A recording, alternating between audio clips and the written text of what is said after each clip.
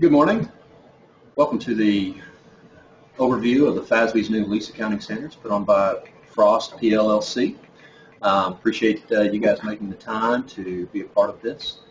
Webinar is going to last approximately 1 hour. Our goal is to cover basically an overview, and I say overview because this is a very in-depth new standard that will have an overreaching impact on most companies that do any kind of business, whether that's not-for-profit, public companies, or non-public entities. So with that, we will get started. We'll start with a little bit of housekeeping just to get started. Can you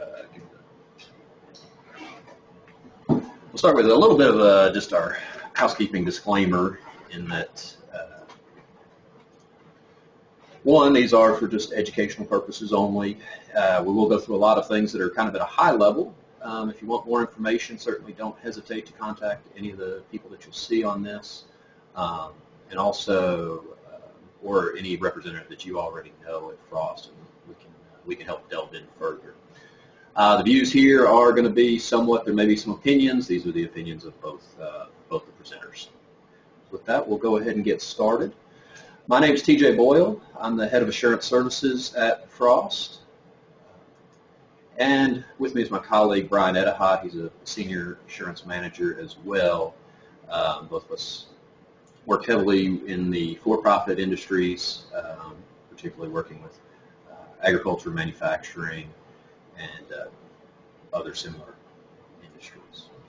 So our start, again, is this is a overview, and maybe starting out is the why, the presentation of what's going on and who's going to be affected.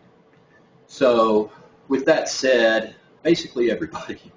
It is potentially the most impactful set of financial literature that's come out, maybe ever, particularly as it relates to the financial reporting industry. I don't know if, Brian, you have some. Yeah, I've heard people say it's the biggest thing to come out in 30 years. So, which would cover most people's professional careers. Most people's careers. You guys will have an opportunity. One thing I did forget to say, you do have an opportunity through the webcast, I believe, to ask some questions. One thing I was going to say, we'll cover a lot of things throughout the day. If you have a question and we're not able to answer it, please don't hesitate to contact either one of us, and we'll be happy to get back in touch with you, or give you a call so we can talk through those. Obviously, some of the questions that may come up are going to be a little lengthy and into detail, and I can understand that, particularly with what's going on. So as we talked about, who all does this apply to? Public companies, non-public companies, and not-for-profits. So essentially, almost everybody. It will be overarching. It will have a significant impact on on financial reporting as we know it. Some of the estimates when it comes to leases, as far as how much is currently not on the books, off-balance sheet leases, worldwide is thought to be over $3 trillion. Maybe over $1 trillion. I thought just in the U.S. alone, well over $1 trillion there. That's a trillion with a T. So there are a lot of off-balance sheet liabilities. So that is really the main point of this, is to cover leases and putting them on the books. So when is it going to be effective? The fortunate thing that the FASB did do is that it gives us a pretty good runway and timeline to be able to implement. It gives us, for public companies, not till years beginning after December 15th, 2018, and for private companies, not until after December 15th, 2019. So effectively, your 2000, for non-public companies, which a lot of people I know on this are, your 2020 fiscal years and after. Early adoption is permitted, although I don't know that I've talked to anybody so far that seems too excited about early implementation. Get to some of the impact. We do have some clients that are looking and evaluating the impact of, what it would do to their balance sheet, as presented today, and what changes they would see in terms of leverage. And that's very important, is the reason why we wanted to have this, and we plan to communicate this further throughout the coming years, is because of the impact. What is it going to do to your balance sheet? What is it going to do to your ratios? How do you need to communicate with the users of the financial statements, lenders, owners, etc., potential investors? So that's really the key, is to look at those impacts and how that's going to impact your company, and to start early. That's the number one thing, is to start early. So what is the core principle? The core principle is it's going to increase your balance sheet. This is for lease liabilities and lease assets, a right-to-use asset as they call it. It will gross up both sides of the balance sheet. It is not as much driven about trying to change your P&L, change the bottom line, because those ratios won't necessarily change much from what how they currently exist. What it really will have an impact on is that increase in the balance sheet and changing some of those ratios that you're used to seeing, and what is on there particularly as a liability. That's really where this was driven from. The phrase I heard was from somebody with the FASB. The question was asked, well, isn't all this disclosed already in the literature, in the supporting disclosures? And they said, yes, but what part of a liability do you not understand? So the left side of the balance sheet was really... Yeah. Really, they don't want to bury these obligations in a footnote somewhere in the back of the report. They want you to flip to the balance sheet and say, okay, this is what I control and I have the rights to, and this is what I owe, for having those rights. That's right. Trying to make the balance sheet as simplified as possible. So with that, the scope. So what all is included? It applies to all leases.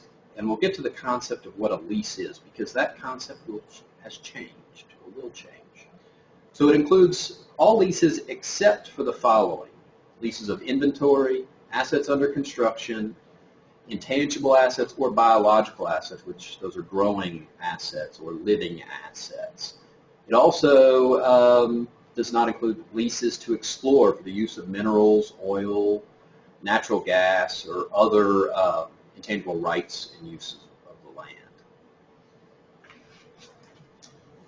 So the definition. The definition is really where this is going to people are going to have to spend some time. And the definition is one of the main things that seems to have really changed, and is causing a lot of people to really look at what all do they have that's really a lease. So this is a very important piece of this new standard. It is a contract that contains a lease, or is a lease, if it conveys the right to control the use of identified property, plant, or equipment, which is an identified asset, that's the key, for a period of time in exchange for consideration. That sounds fairly easy to understand, but when we look further, as we'll discuss in a little bit, what all contracts do people have that may actually include leases that they haven't in the past thought of as leases? So that's really one of the main focuses here. So what is it that would also be in a lease? What gives you that right of control?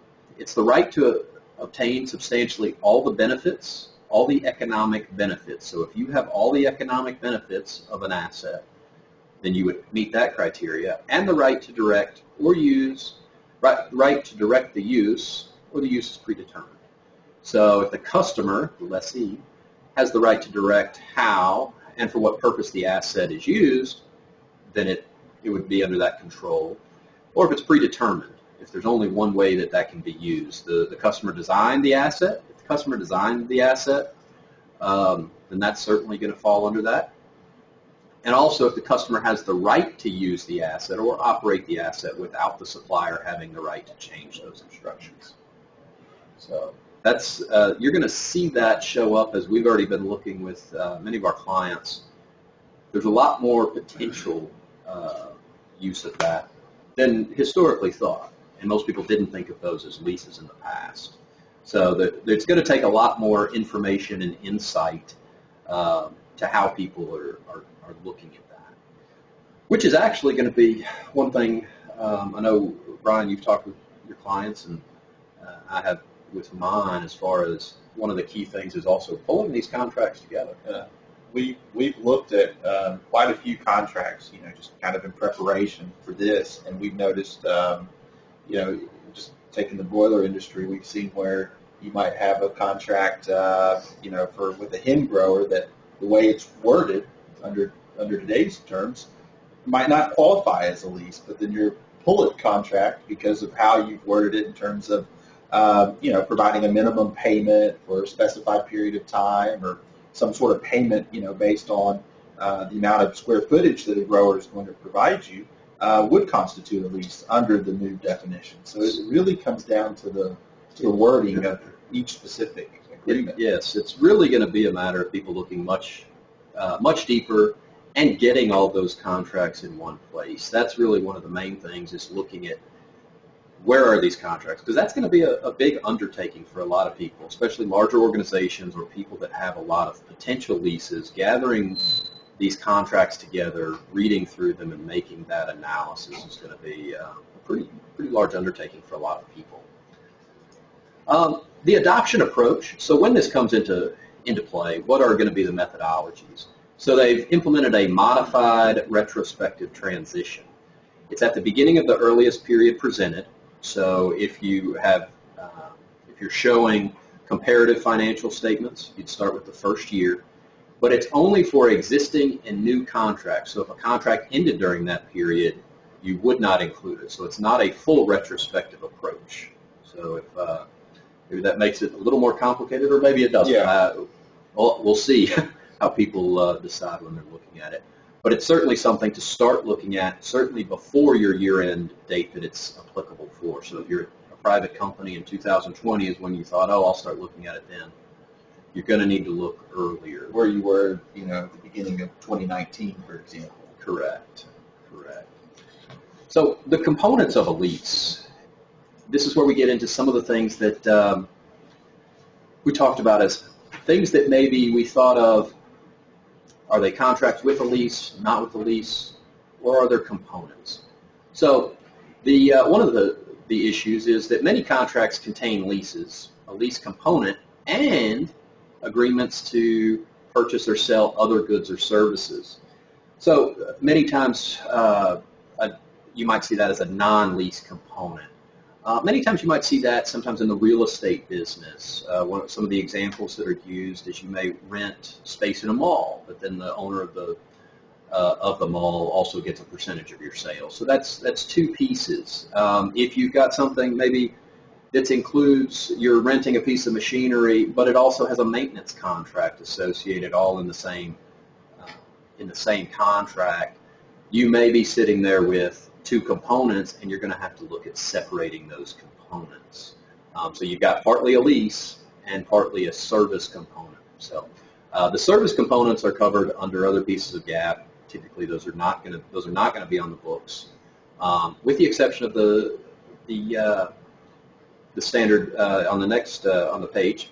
Lessees are allowed to allocate the consideration to the contract between the lease and the non-lease components on a standalone basis. And that would seem like maybe the easiest thing, except for the fact that many of these contracts become very difficult to bifurcate between what might be the lease component and what would be the service component.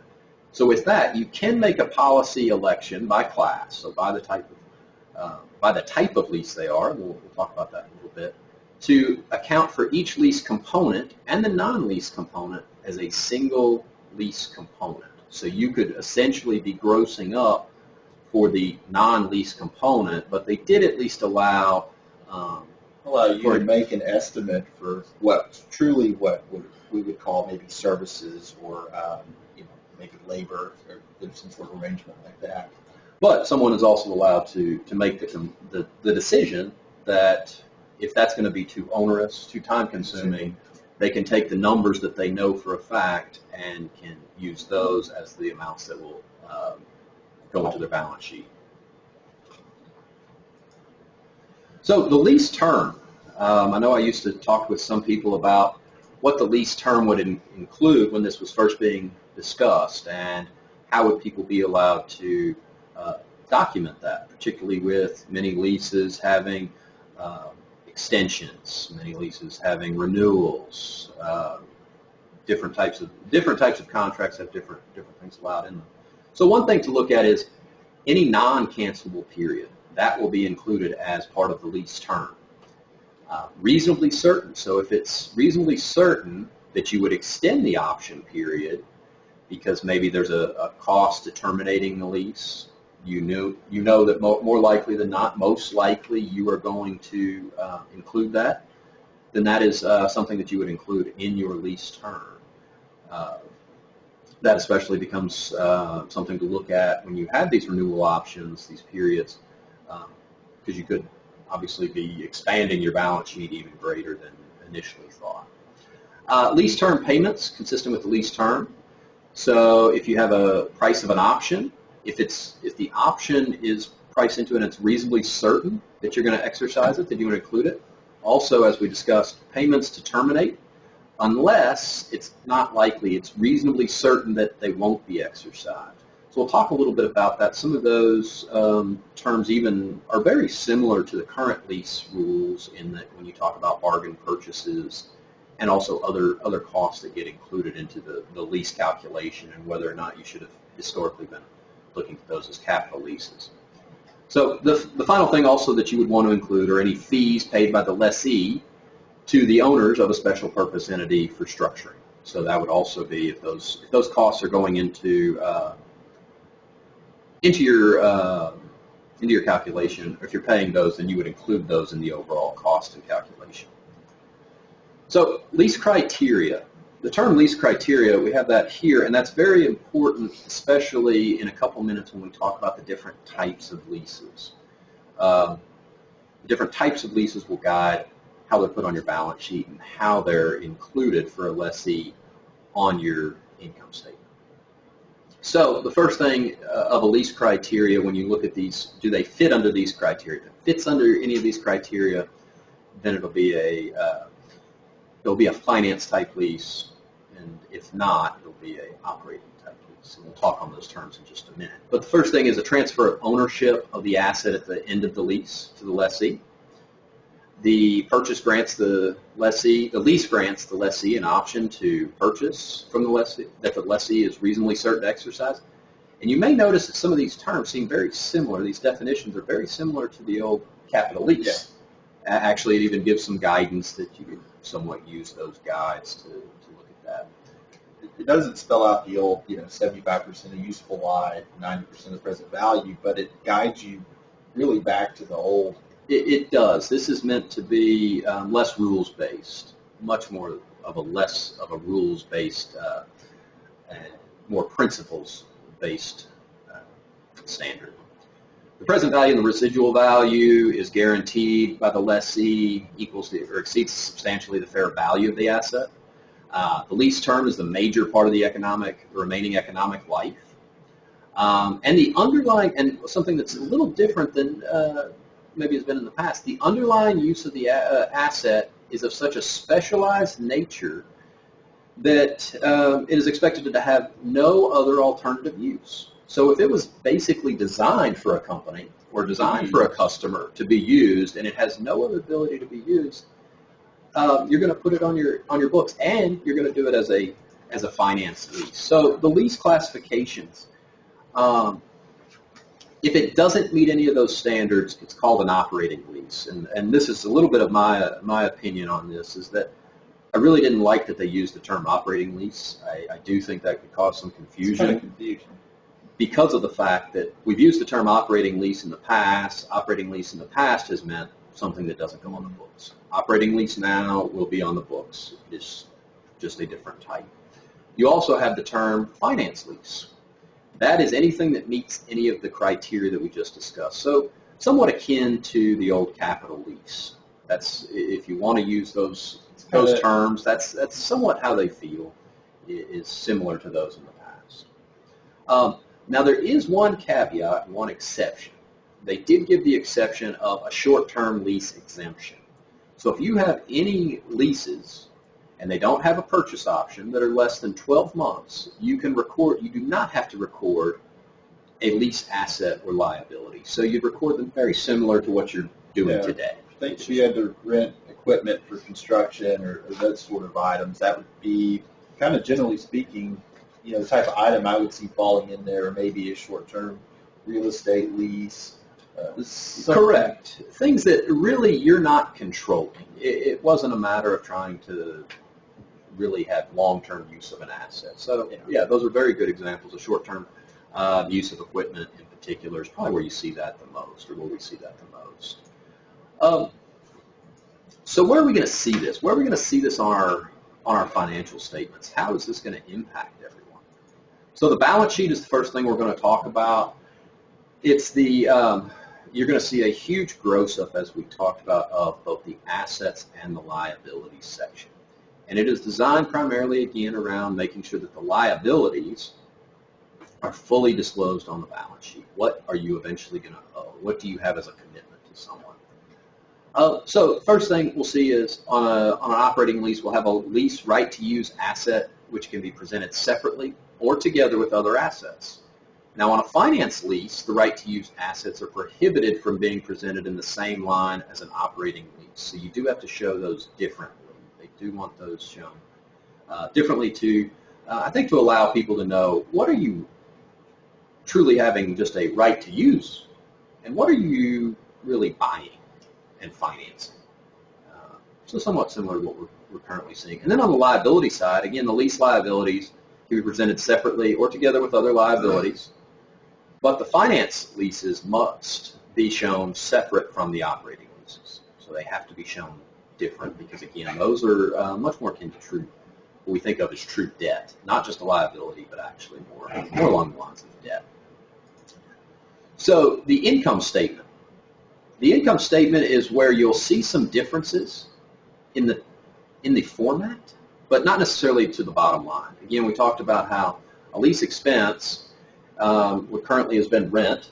Right. If it went as rent for an operating lease, well, if it's not rent expense, it's always been really remade up in amortization of the capital lease and the interest expense component. So essentially you get pretty close on the same piece when it comes to the net effect on the income statement, but it's where these things are going to be. And these are both very similar, both on the income statement and the statement of cash flows. So on a finance lease, the lease-related interest expense and amortization expense are going to be presented very similar to how you would the assets that they go along with. So if you depreciate them and you have amortization, you're going to show those in the same spot. The interest component, again, is going to be where you normally would show interest. Operating leases, the entire amount of the expense, both from the asset and the liability piece, is going to go in operating income. So probably in cost of goods sold, but it may be up in SG&A. Just depends on where that lease component may be, where that makes the most sense. Then one of the things that's really going to cause a lot of work, particularly for the people that that have full financial disclosures, also people reading the financial statements, is going to be the disclosures that are coming with these. There's a substantial amount of new disclosures on how people are going to account for it. We're seeing that with particularly going into on both lessees and lessors, the significant judgments and estimates. So you might be talking about what's the discount rates, what are the terms of the deals, how did you come up with the maturity, particularly if you're talking about extensions and renewal periods. How did you decide on what is the most likely thing you're going to see? From the lessee side, the quantitative disclosures, you're going to give those amounts by type. So whether it's a finance type or an operating. The weighted average remaining lease term, again by type, and the weighted discount rate. These are all things that are going to take time. We're going to need, you want to start as early as possible pulling these together and talking with your advisors on how to make these work in an efficient way for a company. It's this was not something that was ever designed to be simple. As much as we'd like to say it is, it's not. From the lessor side, information, which we'll talk on the lessor side in just a minute, a little more on their accounting, information about the management of risks and residual values, sales type and financing, explanations of the significant changes in balances of the unguaranteed residual assets, and a table of lease income for the reporting period. So we're going to talk through a few examples. I'm going to kick over the first example to Brian. One of the things, hopefully, that you'll be able to get, we did provide the three full examples out of the new standard. So the people understand that are listening, there are at least 10 different examples on just, is it a lease? Yeah. And that's what we're going to cover is 3 of the examples of, is it even a lease? Does it qualify as being a lease? There were many more examples on how to account for it, how you're going to disclose it, but over 10, or at least 10, that are just answering the question, is this a lease? The initial recognition, if you will. Yes. Does it qualify? And I think that goes to show how difficult this could be. How many different examples? The examples we're looking at are not going to be your normal, it's a 3-year copier lease. These are going to be much more, does it have a lease embedded inside of the contract? Yeah, I guess you'd say they kind of require some level of analysis, and that's kind of what we were trying to insinuate earlier in the webcast. Was just that it's probably you're probably going to see arrangements that have, I guess what I'd say, a great deal of subjectivity, and you'll have to, sit down and make a reasonable analysis regarding, how those contracts are structured. So in the first one, as an example, and I've even cited this a couple times, is an arrangement where a customer enters into a contract with the supplier for the use of a specified ship for a 5-year period. So here we have an identifiable asset that you're going to use over a period of time. The ship is explicitly specified in the contract, and the supplier does not have substitution rights, meaning you're leasing or you're contracted to use a specific ship. In this case, the customer decides what cargo will be transported, whether, when, and to which ports the ship will sail throughout the 5-year period of use, subject to certain restrictions specified in the contract. Those restrictions, for example, would prevent the customer from sailing this ship into waters at a high risk of piracy or carrying certain hazardous materials. The supplier will operate and maintain the ship and is responsible for the safe passage of the cargo on board the ship. The customer is prohibited from hiring another operator for the ship or operating the ship itself during the term of the contract. So again, while the customer doesn't have possession, they do have some level of control. By definition, the contract would contain a lease because the customer has the right to use a specific ship for a specific period of time. The ship is explicitly specified in the contract, and they do not have the right to substitute that ship. The customer has the right to control the use of the ship throughout the 5-year period of use because the customer has the right to obtain substantially all of the economic benefit, which is what we outlined earlier, from use of the ship over the 5-year period of use. The customer has the right to direct the use of the ship, and the contractual restrictions about where the ship can sail and the cargo to be transported by the ship define the scope of the customer's right to use the ship. These are protected rights to the supplier, but nonetheless, the customer still has reasonable control over the ship. The supplier's personnel are within the scope of the right to use. The customer makes relevant decisions about how and what purpose the ship is used throughout the 5-year period of use because it decides whether, where, and when the ship sails, as well as the cargo it will transport. The customer has the right to change these decisions throughout the 5-year period of use. There's a good example in the standard where they talk about, was it Rotterdam to Sydney? Yes. And so in one example they had out there, and we're encouraging you guys and gals to go out there and skim through the standard, all 191 pages in its glory. Yes. But there's certain nuances there within that standard about whether or not, if I'm only specifying that you have the ability to use the ship for a trip, from Rotterdam to Sydney, and I can substitute that ship out during that length of time for 5 years, then maybe I don't necessarily have a contract with the lease. I simply just have a transportation agreement.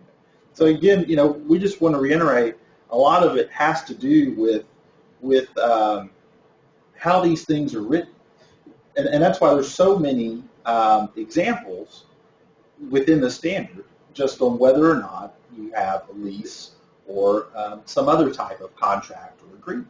This is certainly one, again, a little bit of my opinion is that it's a matter where the accounting standards may be guiding where people are going from an economic standpoint, whereas a lot of times accounting is thought of to be recording what has happened previously and making it most useful to users. This may actually guide some transactions and how things are going to be done. As Brian mentioned, also looking at all the intricacies. Do they really control? One thing I also think that's interesting about this particular example is it talks about the operation and maintenance of the ship. So this is a good example, probably where it did say there's a lease, but it appears to me that there's probably a lease component because you have people running the ship. Right. You have people that are maintaining the ship, and if that is all included inside one lump fee, that would be a component, right? And you would look at bifurcating that. So I think that's a good example to look at from that standpoint. So, how much are you really paying for the right to use the ship, so much as you're paying for shipping services. So how much is the service and how much is actually for the asset? So with the second example, we get into something slightly different. Again, look at these. What I do always encourage people, and when we've talked about these internally, is looking at how these examples fit into a situation with your clients. How is it that, or our customers, that can look at this and say, okay, there's nothing that's specific exactly the way my customer does it, but how is this close to what my customer does, what my client does? So I always recommend that for people to think, okay, how could I put my business in place of this, and how is this most applicable to the type of contract that we have? So for everybody in private industry, it's really, we want to reiterate again, it's not so much the historical definition that we have of a lease. It's looking at all of your supplier and vendor arrangements to make sure there's not something out there that should be capitalized on the balance sheet. Okay. So our second example is when a customer enters into a contract with an aircraft owner, which is the supplier, for the use of an explicitly specified aircraft for 2 years. The contract details both the interior and exterior specifications for the aircraft. There are contractually and legal restrictions in the contract on where the aircraft can fly, mainly that safe places, when it can fly, things along those lines. But subject to those restrictions, the customer has full access and determines where the aircraft will fly and which passengers, the cargo, everything that will deal with the plane. Now, the supplier does provide its crew, so it's flying the plane. Customer is prohibited from hiring another operator for the aircraft or operating the aircraft by itself during the term of the contract. The supplier is permitted to substitute the aircraft at any time during the 2-year period, so they could substitute something, which goes back a little bit to what Brian said. But the key thing is, and they must if an aircraft is not working, but any substitute aircraft must meet these exact specifications, interior, exterior. So there's extenuating circumstances to the cost that could be done. So I would say to people, if you have a contract where you have so specified something, this may be a good example to this. You have the right to use a particular type of aircraft over a 2-year period, which makes sense if you think about aircraft lease, because at some point during 24 months, you're going to have a maintenance and servicing period. So if I was leasing that, I would want to have basically my aircraft or a substantially similar aircraft available. Correct. So Does this contain a lease? It does contain a lease. The customer has the right to use the asset for 2 years. So why does it contain a lease? As we said, there's an identified asset. The aircraft is explicitly specified. They probably have the tail number, things along those lines on it. And although they can substitute an aircraft, its substitution right is not substantive. The substitution right is not substantive because there's so much cost. So other than, I mean, I could obviously see if it was in for maintenance, I'd get them another plane. But as a normal course of business, they cannot just put any type of aircraft. It would be extremely expensive. I'm making a very specified aircraft available to you, or one that is, substantially the same. Yes. They also have the right to control it. And why is that? Because they have the substantial, all the economic benefit from that aircraft over a 2-year period. They also have the right to direct. They say where that aircraft is going. They say when that aircraft is going. They make all the decisions about that, and also who's going to travel on that aircraft, what cargo is going on that aircraft. So only the customer has the right to change these decisions, so they fully control it in that manner. And although the operation of the aircraft is essential to its efficient use, it's still the supplier's decision the supplier's decision in this regard does not overcome what the customer can do. The supplier does not control the use of the asset. They have to maintain it, but they still don't control, their decisions don't affect the customer's use of the asset. It's normal maintenance. Yeah. And that, again, is probably, if this was a one lump sum fee, would again be something that is probably a potential bifurcated between a lease piece and a service component. So we've given 2 examples of what does contain a lease. Let's look at this third and final example, maybe so people can see a little bit of a different point of view. This example, I think, as I was talking to one of my partners about this, they said, wow, so is every contract now, whether it's a sales contract or lease? And I think this helps show that no, not every contract is a lease, but it does require some investigation into contracts.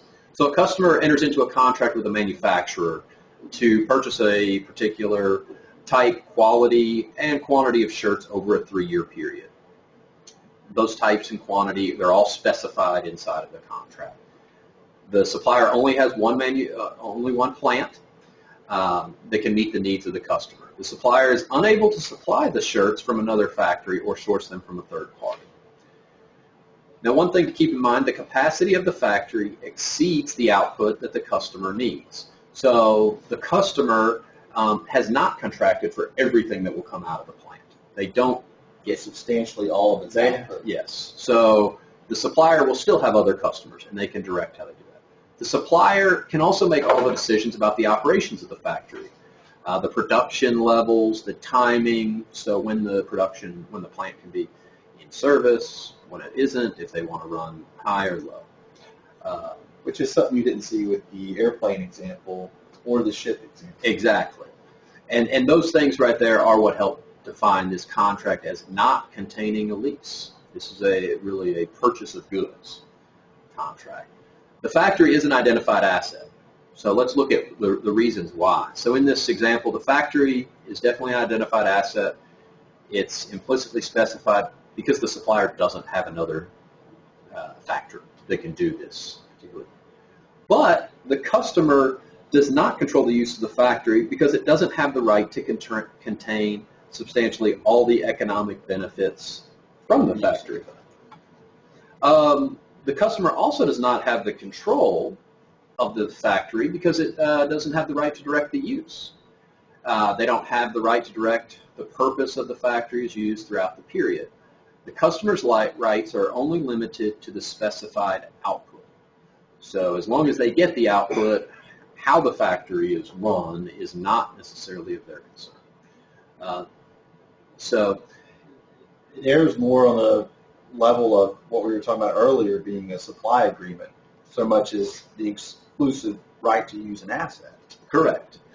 And so either the fact that the customer does not have the right to obtain substantially all the economic benefit, or the fact that the customer does not have the right to use the asset, or use all of the, direct the use of the factory, is what helps make it not a lease. So you'd be able to record that line with normal purchases.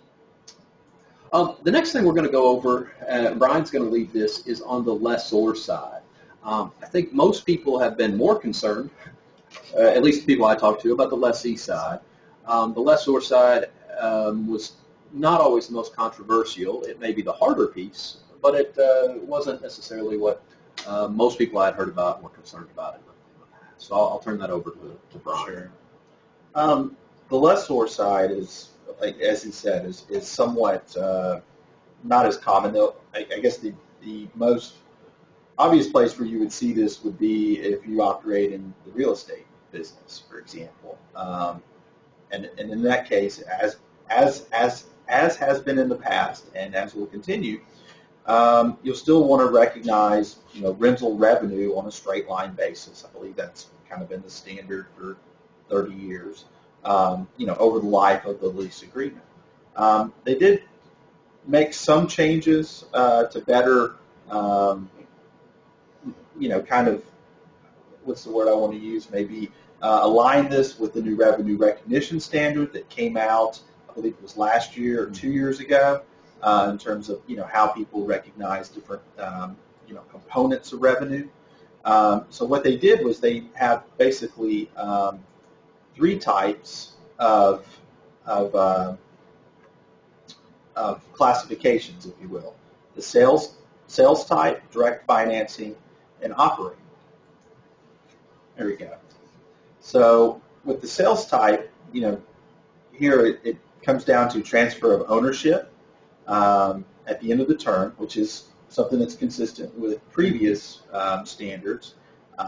Whether or not the option to purchase, there's a reasonable likelihood of the option to purchase. So meaning, if you've leased a piece of equipment to somebody under one of these arrangements for 5 years, and gosh, it's, after 4 or 5 years, it's probably reached close to the end of its economic life, and you've got a reasonable bargain purchase option. In that case, you would as a lessee, more likely than not purchase it. Again, that would fall under the sales type category. So, it really kind of goes back to those criteria that we've focused on, I guess, earlier in the segment where we talked about, the old capital lease criteria. Transfer of ownership grants lessee the option to purchase that is reasonably certain. The lease term is for, again, a major part of the remaining economic life of the asset. Present value of the payments are for substantially all of the fair value of the asset, and then the asset is specially designed for that lessee. Again, these are considered to be sales type transactions. So the other type is a lessor direct financing type, and both of the following criteria must be met: present value of the payments, along with any from unrelated third party exceeds substantially all of the fair value of the asset, and it's probable that the lessor will collect the payments plus any other amount necessary to satisfy the residual value guarantee. If it doesn't meet any of those definitions, it would be classified as an operating lease. So for the most part, what you'll see will be classification as one of the two. Very rarely will you probably see anything of the third. Well, of the third being the operating lease. I think you'll see some. Just kind of depends. Again, I think this may fall into from the lessor side. Just again looking at the different contracts and what all you're going to do. I also don't know how this will necessarily play out into the future because of how we see this impacting so many different industries. It could potentially change the way people are currently doing contracts. Are you going to see a shift in contracts? And that's something we'll see in the future on how people, what the impact is on this from both a lender's standpoint and also from the lessor standpoint, which is going to be fairly critical as well. So with an operating lease, you would continue to recognize the underlying asset. Much like what people do now, for example, in real estate. So, you continue to recognize the lease payments as income over the term of the lease under straight line method, which I referenced earlier. With the sales type lease, again, you're essentially, in the minds of the FASB, selling this asset. So you would de-recognize the underlying asset at the point in time when you enter into the lease agreement, and recognize a net investment in the lease, less the selling profit, if collectability is profitable. If collectability is not profitable, then you would not record revenue, but instead record a deposit liability. With the direct finance lease, you're de-recognizing the underlying asset again, which is what you would do in the sales type arrangement, but the selling profit is deferred and recognized over the lease term, rather than up front. It's interesting to note that if you would, for whatever reason, recognize a loss in that transaction, the loss would not be deferred but recognized up front.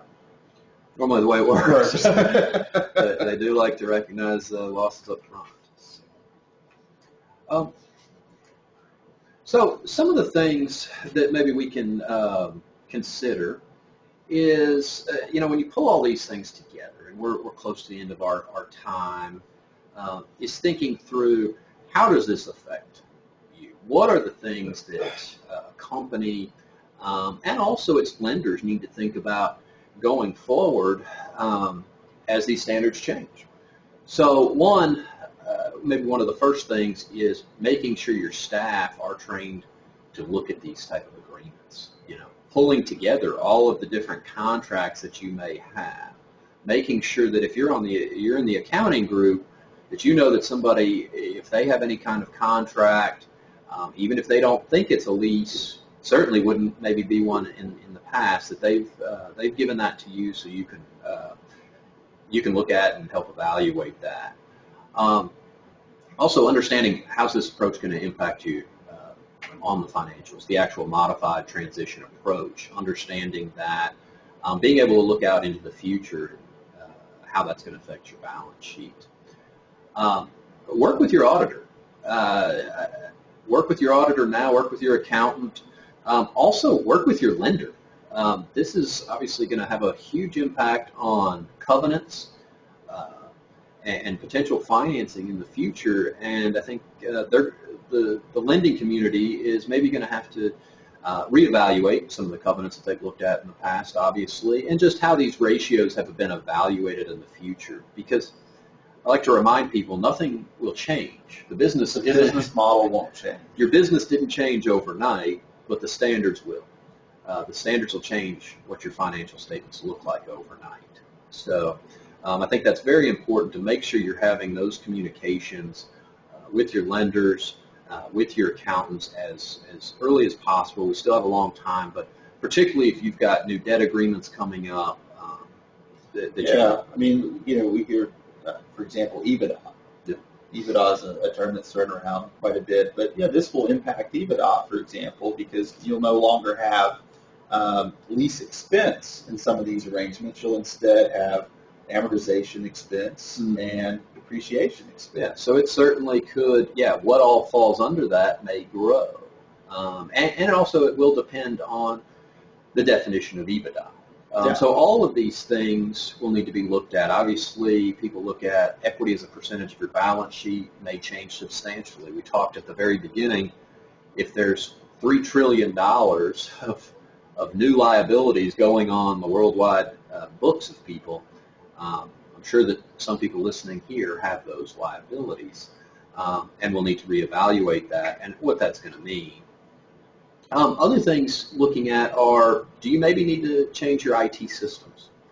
How are you going to track these? How are you going to, if you, maybe you lease a lot of rolling stock, for instance. That may be something that a manufacturer distributor has a lot of rolling stock leases. You may have a number of contracts to look at. So pulling all of those together, creating ways to get to the numbers that need to be on the financial statements. Also looking, go ahead. Well, I was going to say is also, there's specific guidance here about master lease agreements. I know some of our clients will lease trucks and rolling stock, for example, forklifts under master lease agreements. Again, even though you have one master lease, you would still be able to evaluate each one of those either separately at the date in which you've entered in, or as a classification, as a group. So you do have some leeway. And looking at the interim disclosures, things of looking as soon as possible to let people know how much could this really impact your financials. Also looking at employee compensation agreements. Like Brian said, if you have something based on EBITDA, are any of these going to change that definition of what's going through amortization, depreciation? If you have anything based off of any kind of other ratios, again, those may change. Return on equity, I've seen some bonus plans over the years. So looking at those are going to be very key, and as soon as possible. Also, educating your stakeholders. So in addition to your lenders, if you have a multitude of investors, if you have board of directors that may not be accountants, helping them understand what does this mean, did it really change anything, and how is the best situation to work through, or how is the best way to work through this situation, just really from an education standpoint. And I actually truly believe that is going to be the key, is educating as much as possible everyone involved. Because like we said, your business isn't changing overnight, or if you're a lender, your customers' businesses aren't changing overnight, but what maybe their financial statements look like from a balance sheet and income statement side will. They will change how those look. There are some other things that potentially to consider for maybe some smaller entities. Is GAAP even the right methodology for them? Maybe they don't need to issue GAAP. There is some other standards out there. They could maybe be on tax basis, or the AICPA had put out a financial reporting framework for small companies, small and mid-sized. So that might be that don't have this situation in their standards. So with that, we've come to our end of our hour. We certainly appreciate anybody who's been listening, and both Brian and I will be available for any questions. If you have any, please don't hesitate to email. I believe the slides are available for download. We do plan to do this presentation again, show it again, and also we intend to update this as the time gets closer to implementation. Maybe taking a deeper dive into some of the critical areas as this will impact people. The main thing is we just want our clients and our friends here in the community to know that we're here to help. That's why we wanted to put this out there and to begin that dialogue sooner rather than later. So, again, we appreciate everybody who's been on the webinar, and with that, have a great day. Thank you.